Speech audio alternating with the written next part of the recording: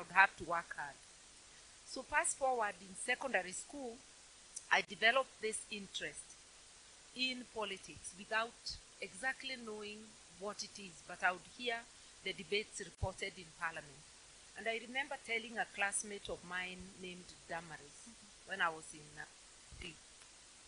be the member for Kandara, because she came from Kandara. Okay. Or be the member for Kirinyaga East. That's what Togo was called there. We are told what you confess with your will come to if you actually believe it. Because at that time, it's not that I could see forward. It's just a wish. So I finished my education. I became a magistrate. That was my first job in Nakuru in 1981. Some of you were not born, but that's okay. Wow.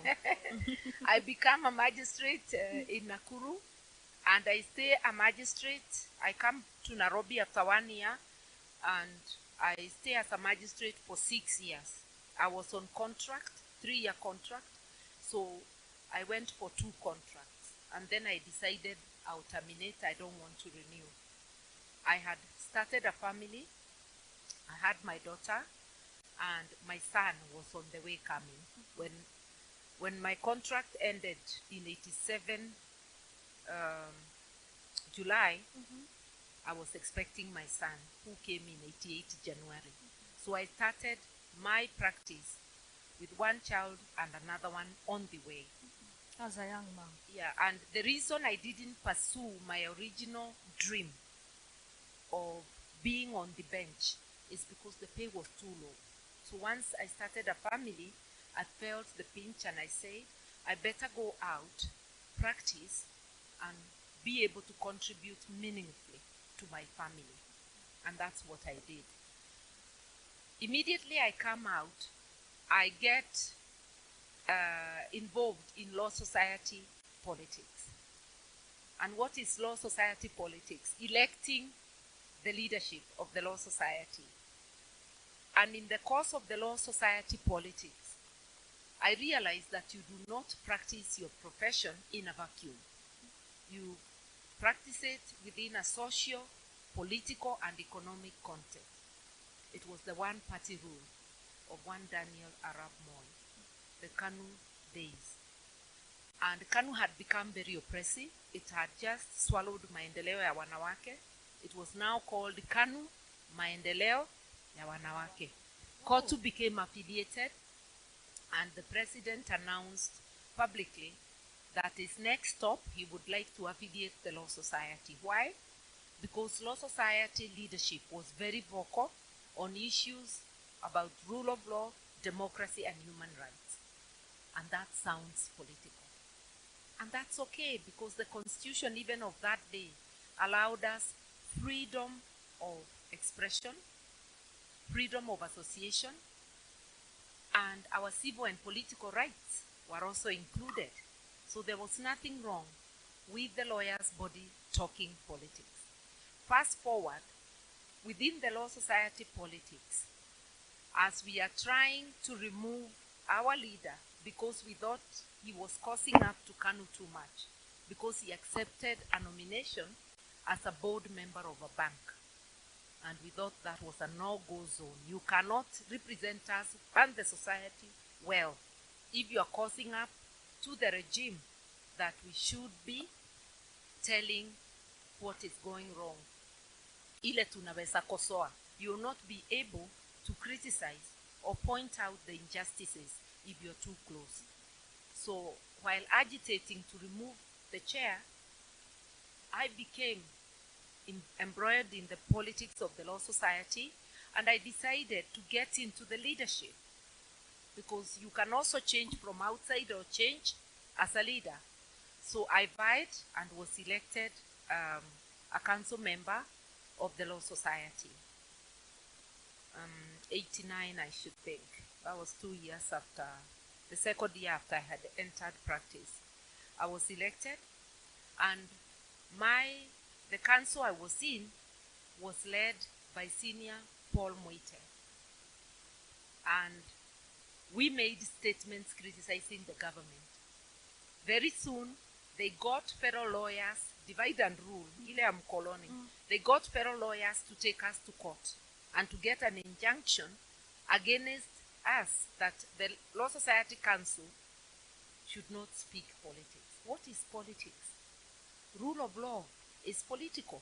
Because if people are being arrested or abducted, like that young lady was talking about, that is both legal and political.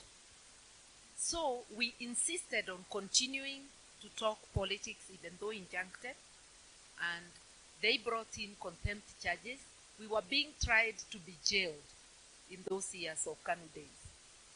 And I heard her talking about abduction. They prepared to abduct me one day. Walikuwa wanaulizana yule mwanamke ni nini anataka. I was in my 30s, early 30s. Kama mnajiita Gen Z leo, nilikuwa Gen Z wa viva! So they're asking, what does that woman want? They're not asking that of my brothers. But mimi sasa nimekanyanga ile mahali, they don't expect young lady to step. And you can see the viciousness even today to the young ladies.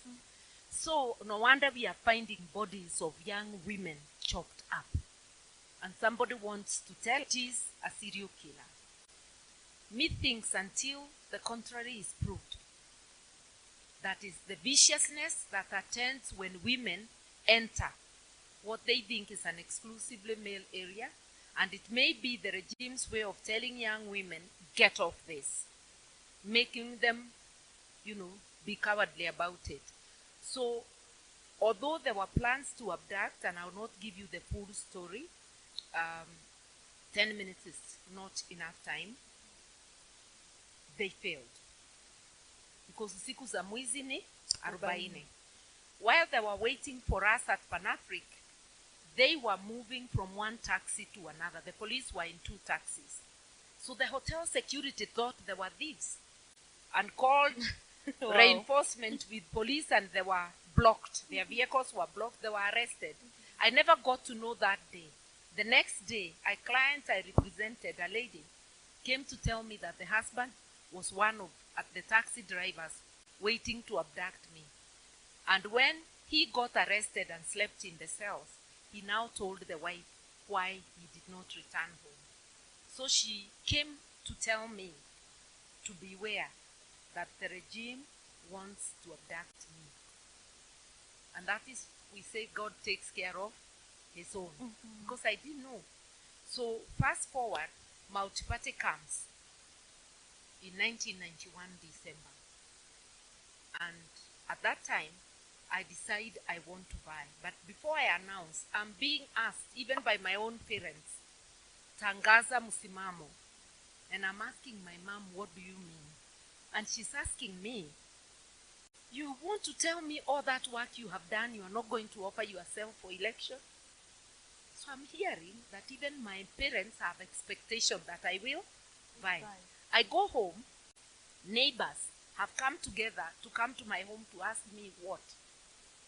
Tangaza msimamo. I realize I'm expected. And I remember being interviewed that December because I was in America. I was in the US. It was, I think, my second trip there to receive an award as a human rights monitor. And I'm asked by an interviewer that, are you going to run? And I'm like, what? Then I didn't show the surprise. I just replied, if it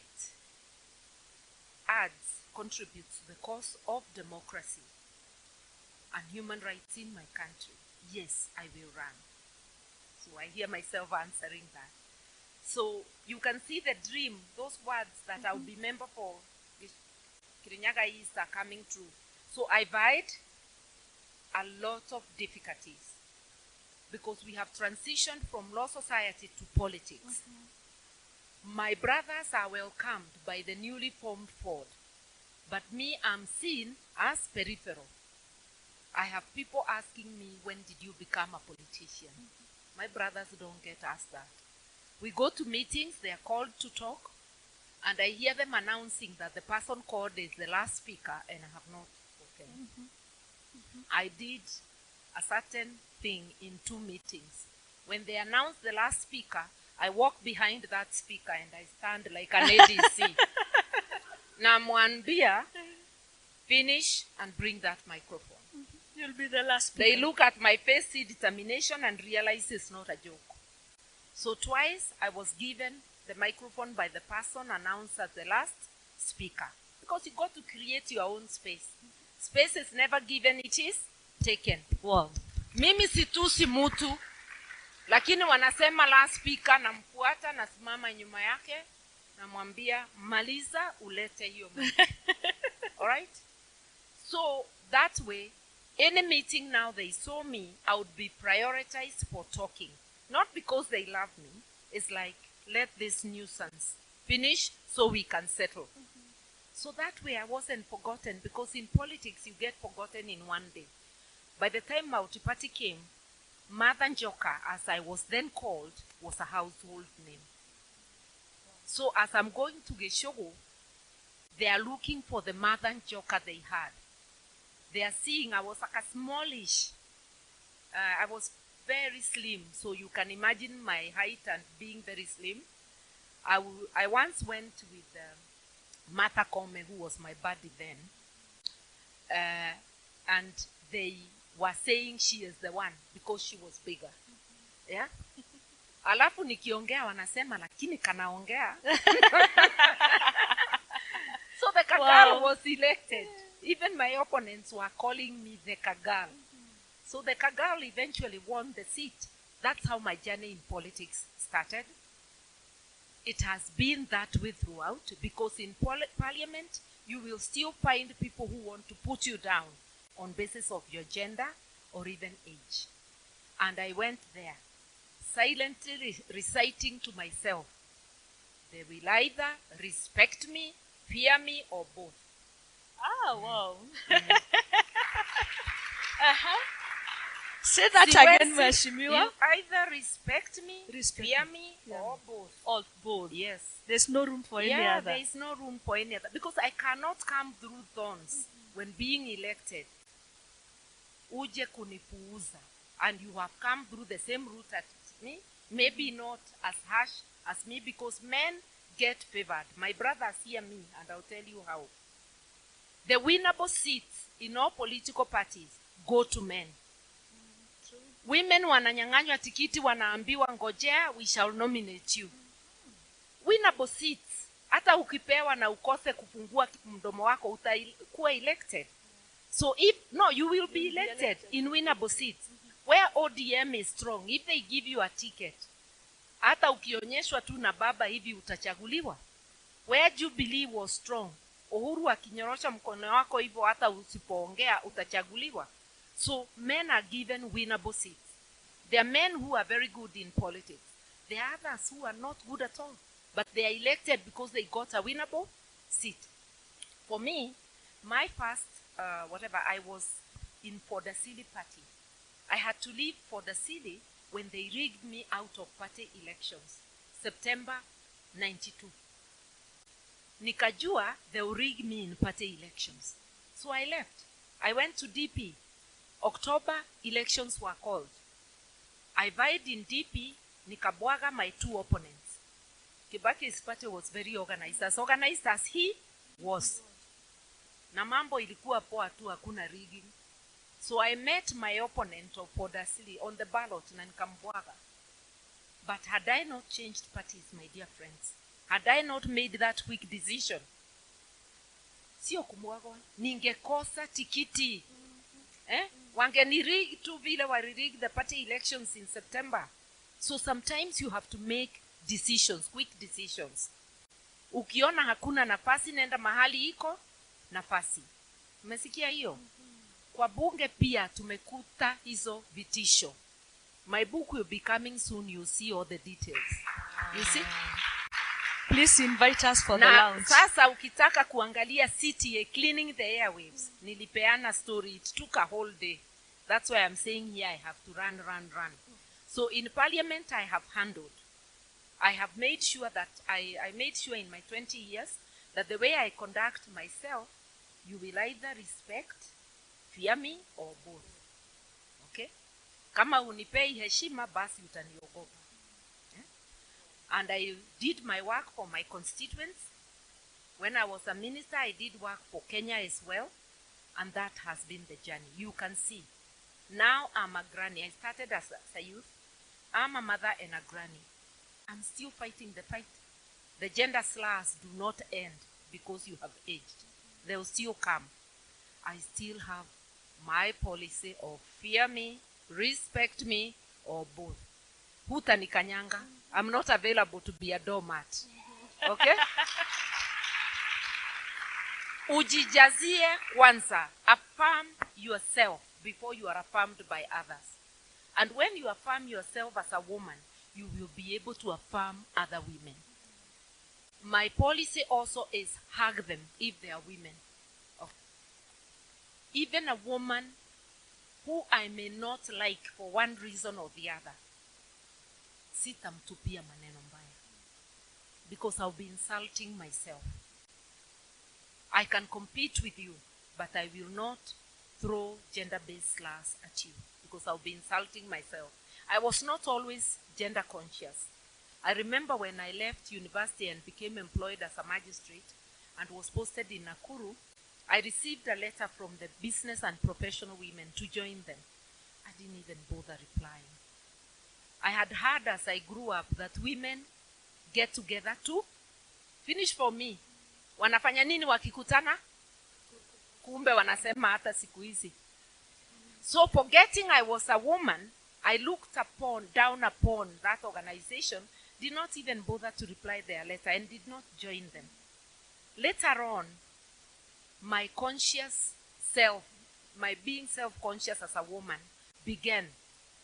That was way past the 1985 women's conference that was in Nairobi. I remember a judge asking me, I was a magistrate, aren't you going to KICC?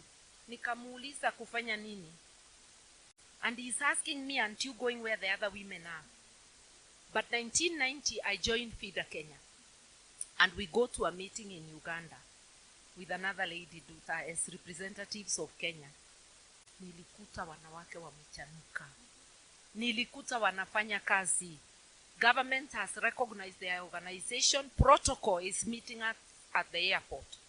Museveni had just entered Uganda and removed Okello and was now the new government.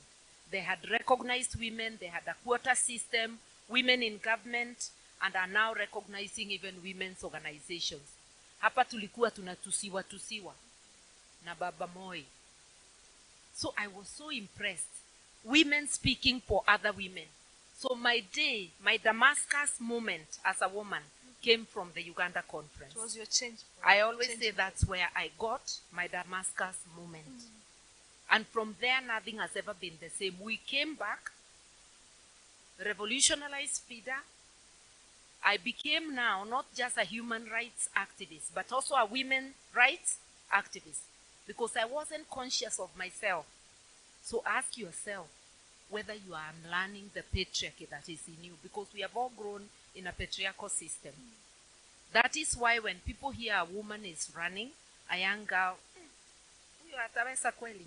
Na ukisikia a young man, that young man is sharp. Nikawaambia nimekuja nikitaka kuwa elected and I will be jijazie. Believe in yourself and everything will be well. Ask me questions because I can talk for 2 days. Thank you so much. The floor is open. And mine before we hand over the mic, Mheshimiwa, it's very simple. Have you ever been scared in your journey? As in, a whole regime is after you. Ushaikuwa na kitu so humongous that you felt like, no, acha ni seek refugee sasa. This is too much. Those days I had the courage of the youth, and I've always had the courage of my conviction. The youth in any society are the engine of change, of revolution. I never saw any obstacle. I just saw what we were going to do. I've not even told you how we organized boycotts of the courts for 21 days. Because lawyers were detained. We didn't know whether we would succeed. But after 21 days, Moi released the lawyers. We tasted success. Na hiyo ikawa ni mafuta ya kazi ingine. Wow. So yes, there are moments You say I got to take care. And my dad always told me to take care. He even asked me in the statements we are writing, why am I seeing your name on top? It used to be Martha Joka, then Martha Kome. Akaniuliza, why can't your names be in the middle? Then I told him, I'm the one drafting the statements. Imagine who will sign if I have not signed. So he understood. He supported. He just told me to be careful. So everybody has that moment with yourself. But you say, what is the option? You have no other country. A country is not a wardrobe. I can change my wardrobe. I can't change my country. Wow, thank you so much. As we have questions, Kina Grace na Kagendo, what you are saying you went through, it has been answered. Good trend, eh? So we can have the mic. Where is Nick? Eston, Karibu. We hand over the mic.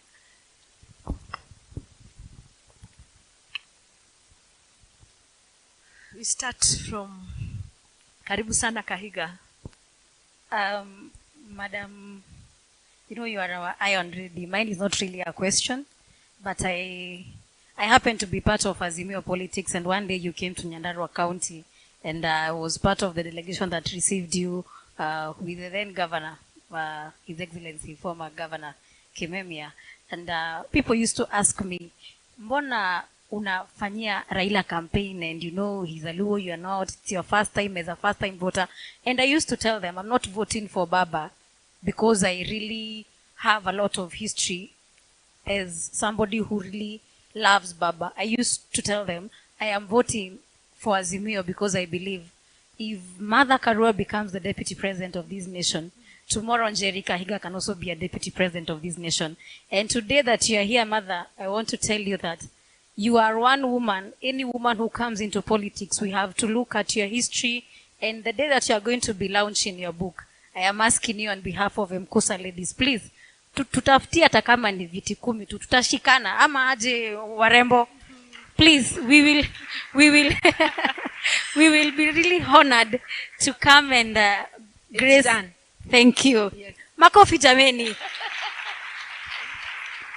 And I want you to know that the women of Kenya really admire who you are. And I hope that one day this country is going to appreciate the fact that you have been steadfast. We have seen you as a woman wa msimamo. Na wewe ujalingi what everybody else is going to say. You stand as Mother Karua. You don't care what everybody else says. You stand as Mother Karua. And we love you so much. And may God keep you alive and healthy to see the dream of the young women of this nation come into realization. Thank you. Asante sana. Thank you. It's Thank good you. to see you. I admire you too. My name is Caroline Lontubu. I just have one question for you. Mother Karua, you've been in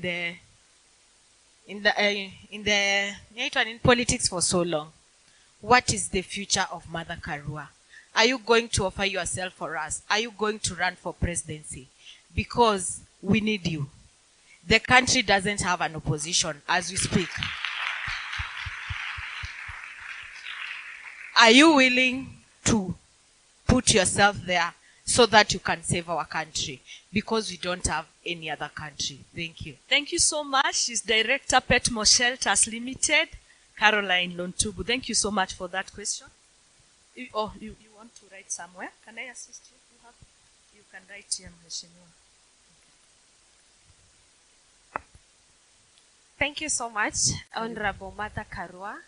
It's an honor. My name is Grace Maina. I'm the former Vice President, Machakos University.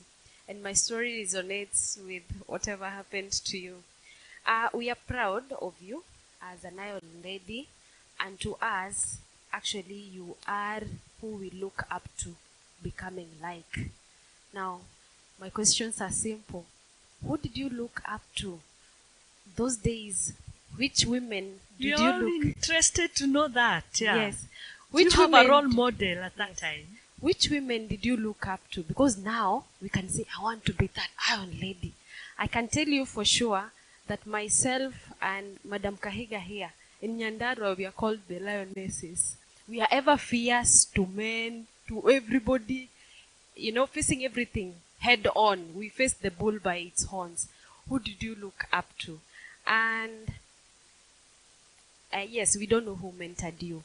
I would want you feel this from me, that even if you ever feel that nobody believes in you, even if you ever feel at your lowest moment, maybe for not having the position we look up to you having a position, just remember that Grace, the vice president of Machakos University, once believed in you, and I look up to becoming an iron lady like you. Thank you. Thank you so much, Grace. Let's have another one. Yes, Dorcas. Yeah, thank you for this opportunity. Thank you so much, Mheshimiwa Mother. I still call you Mheshimiwa. And I would say, first of all, as I was on the show, I was telling them where I come from. I come from Tharaka Nithi County, a place called Chogoria, and a town called Nturere. And I was telling them, when I was a young girl in the primary school, I saw Mheshimiwa Mother because there was an MCA vying under NAC Kenya. He was called Mireti. And when I attended the session, I was like, yes. And so you can relate. So when I was this young girl and I saw Mother, I was like, this is the Mother I've been hearing about. Then I want to become her one day. And so when I told my brother, I was so harsh on him when he was doing things the wrong way. I could scold him despite him being the elder brother. And she told me, you are the mother like the mother you said. You said because she's feared. And I told him I want to become her one day. So just to confess that I have been admiring you since when I was a young girl. And I am growing old, though not very old. And I want to say that I'll step in your footsteps, even in Tharaka Nithi County. And I want to tell you that I have been looking up to you. And I want to say that I'll really follow into your footsteps. And in whatever that you do, just know that there's some people who are looking up to you, and you are a great woman. Continue being the great woman that you've seen. Thank you. And my question would be, if you are a young girl like I am, I'm not yet 30, I am still a young girl. If you are a young girl like I am, a young girl who is aspiring to be a leader, I wouldn't say a politician per se, but a leader who will show the other young girls the way, what would you correct in the system? What would you do differently in my time that would really save the future of the young women in the society who aspire to be leaders, who aspire to join politics, who aspire to take spaces and have spaces as women and fight for women and fight for this nation and make the nation great. And in the moment you are having crisis as a nation because of bad governance, what would be your stand as a young woman who would want to see change in terms of bad leadership and governance and fight for democracy and really propel this nation into greatness? Thank you. Thank you so much, Dorcas. Let's Muthoni, have one more question from the back. They Yes. said umekwama hapa mbele sana. hapa mbele. Yes. Poleni sana. Hapa nyuma, si ndio? Yes. Okay.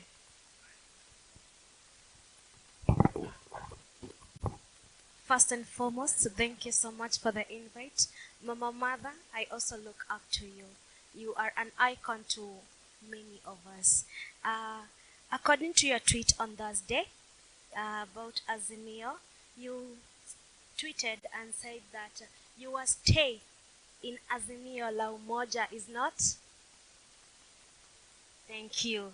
So my question is, come 2027, as you have been told just in front there, we are asking, what have you planned for us in 2027? Should we expect you to form a party? And if you are not forcing into that, please consider that. Form a party whereby you can even include the Gen Zs. We believe in you, we trust in you. And in the past few months, 2 months almost, you have been with us as the Gen Zs. We have seen what you have been tweeting. We have seen all the videos that you have been uploading, talking about the Gen Zs. So we expect you. 2027, if you're not considering making a party, please consider. And I know people will be asking who you're going to be taking as your deputy president. If you don't have one, I am here for you. Yeah, I know they will be asking you, huyo mtoto Gen Z unaleta wa nini? Si ndivyo watakuuliza? you took it upon to yourself and said, ukimalizia microphone fanya nini? Pitisha hapa. Hata mimi, I can be the president. I can be that deputy president. So come 2027, let's do politics. And I'm ready to run for 2027 MP in Kiharo constituency 2027. Mama, mother, I'm requesting you. I'm requesting you. Form a party and make me be your MP. Kiharo constituency, Murang'a County. I will be there to vote no to and reject any finance bill that will be against our will and our wish and our growth as a country. Thank you so much. We can have those answered. Mheshimiwa, wanasema hawataki kuitwa partyless na tribalist na hiyo ingine ilikuwa? Yes. Karibu. Okay. About offering myself, you know, I ran for president in 2013. After that, I ran for governor, an election which was definitely stolen. I will not go into details. 2022, I ran as Raila's running mate, another election definitely stolen, and we will not discuss the details. I'm down but not out. And since my second name or first name is not running mate, any next step will be as the main candidate.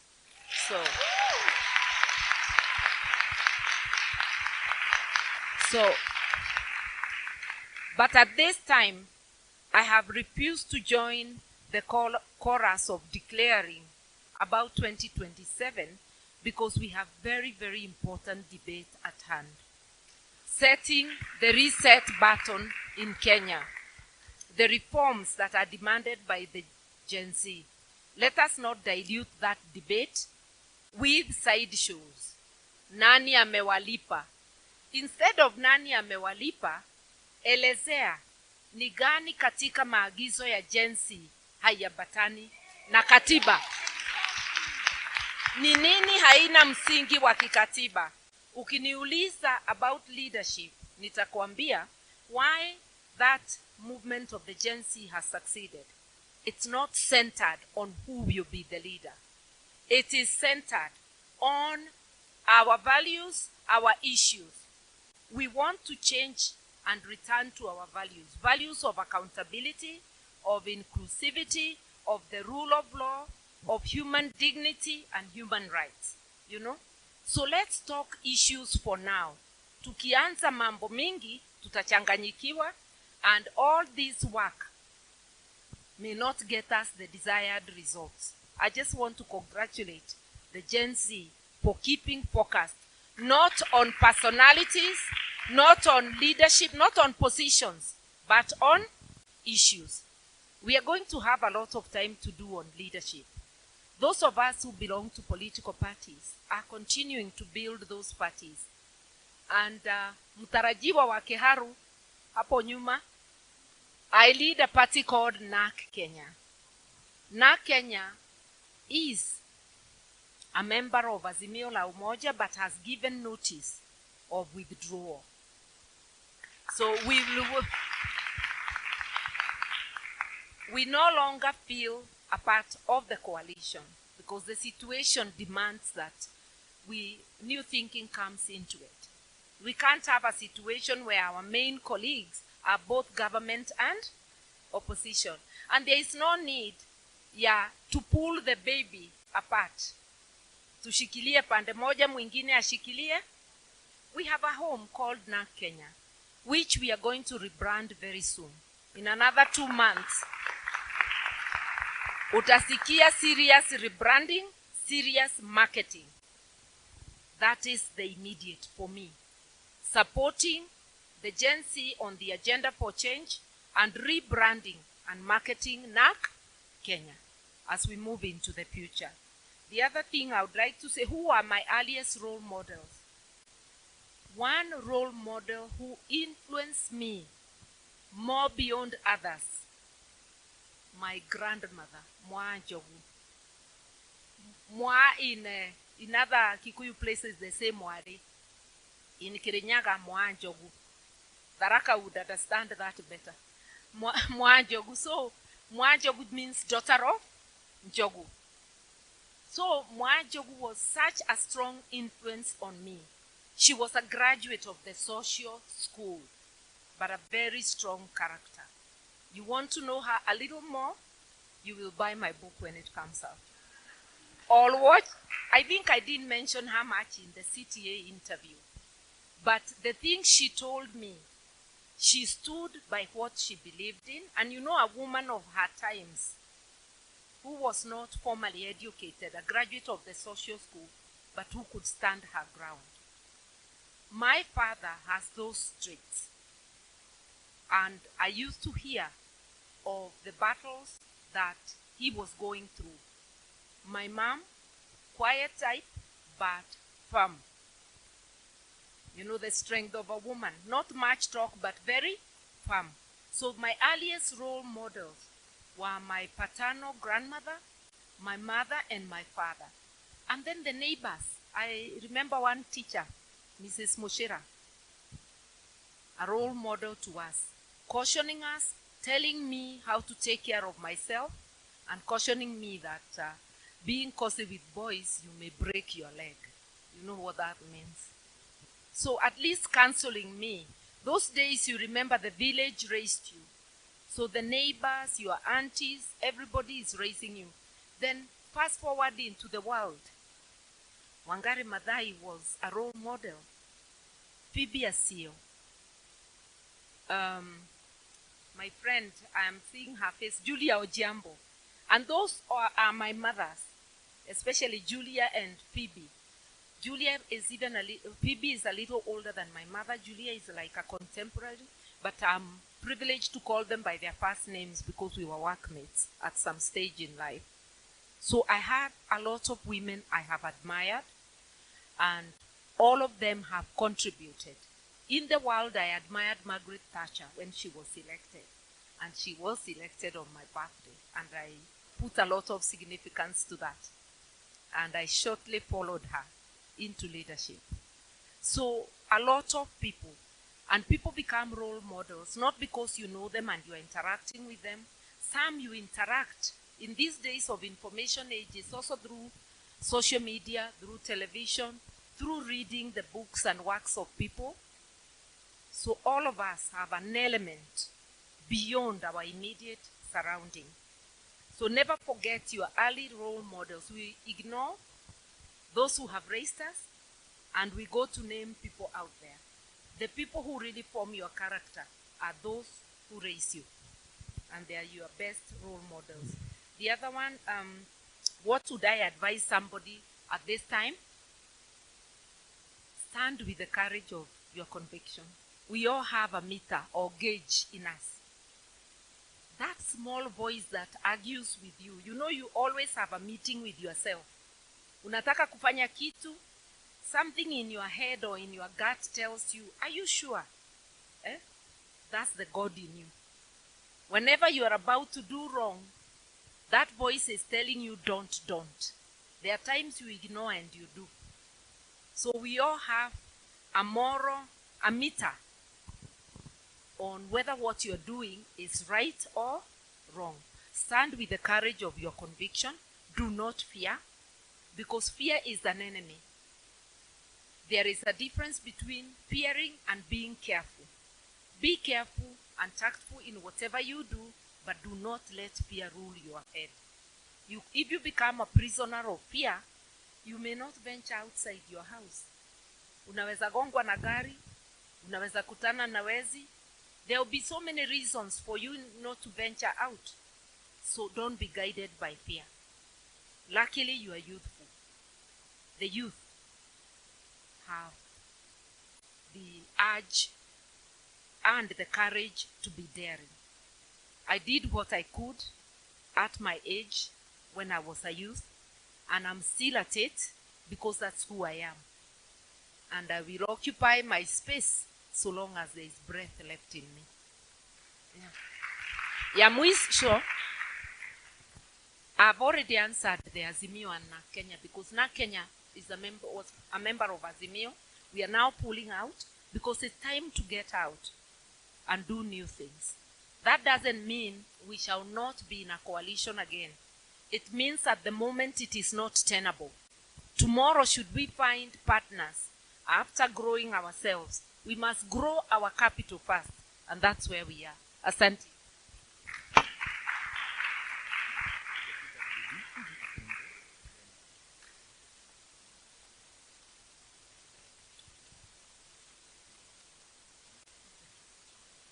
Sorry. Yeah.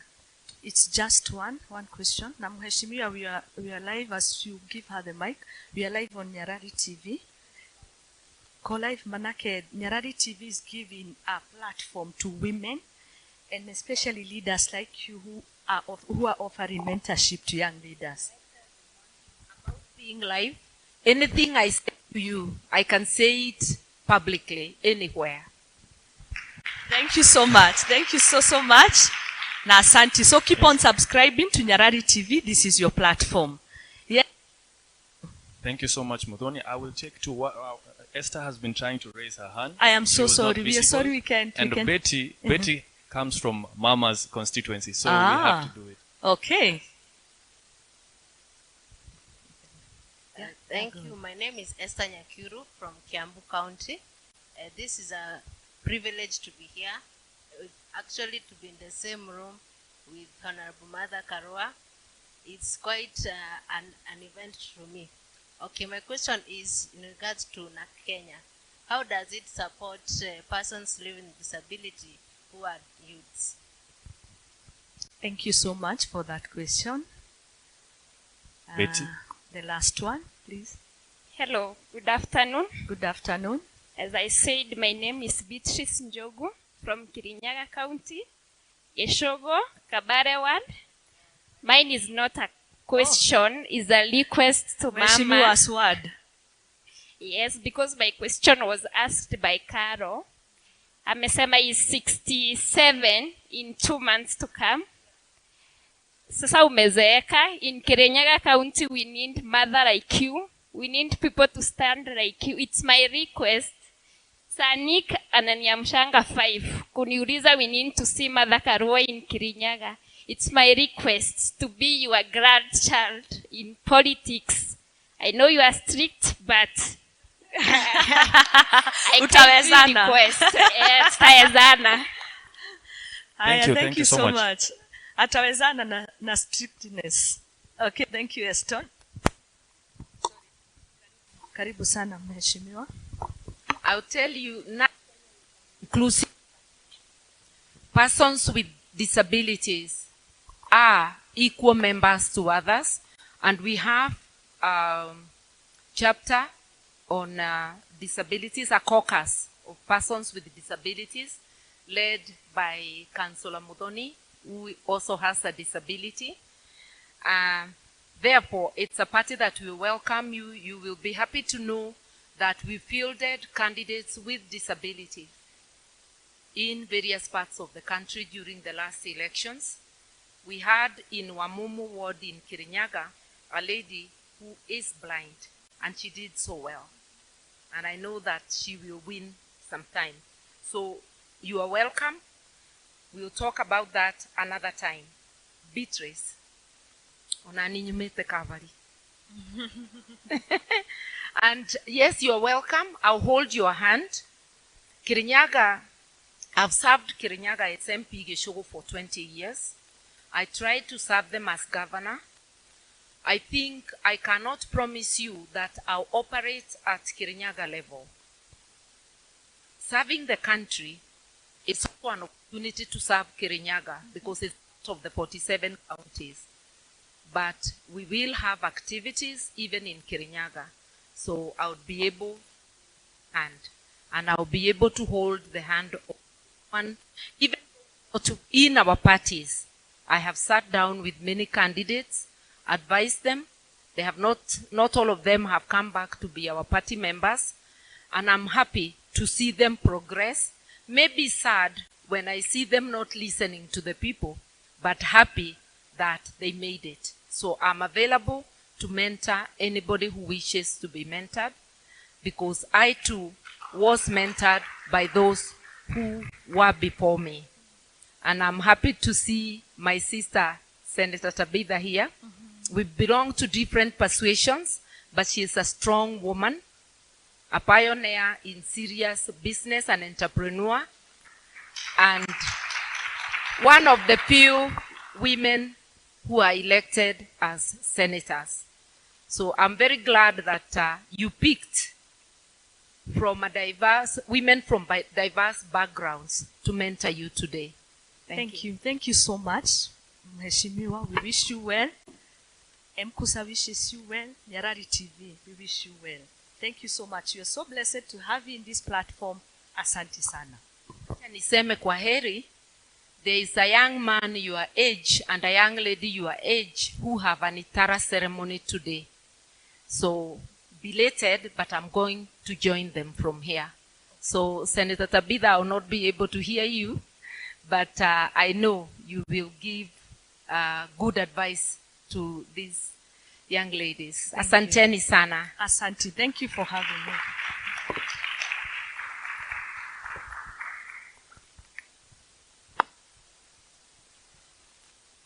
Thank you so much. We are preparing for the next platform.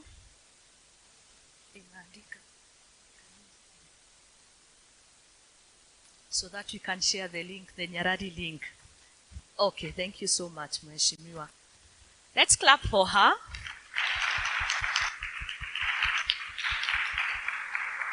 Asanteni sana. We still have other amazing leaders within us. I can see Madam Karua, I can see Madam Tabitha, I can see other amazing leaders wakisalimia Mheshimiwa Mother Karua. Huyo ni Karua Petmo Shelters Limited. Let me come. Yes?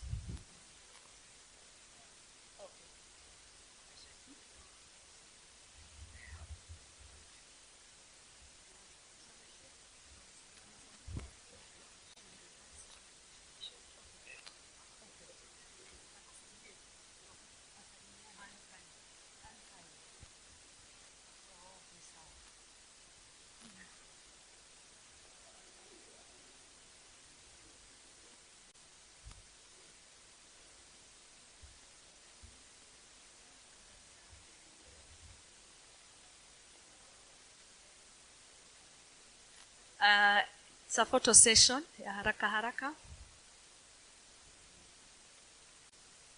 They're having a photo. So, as we prepare to have the next guest,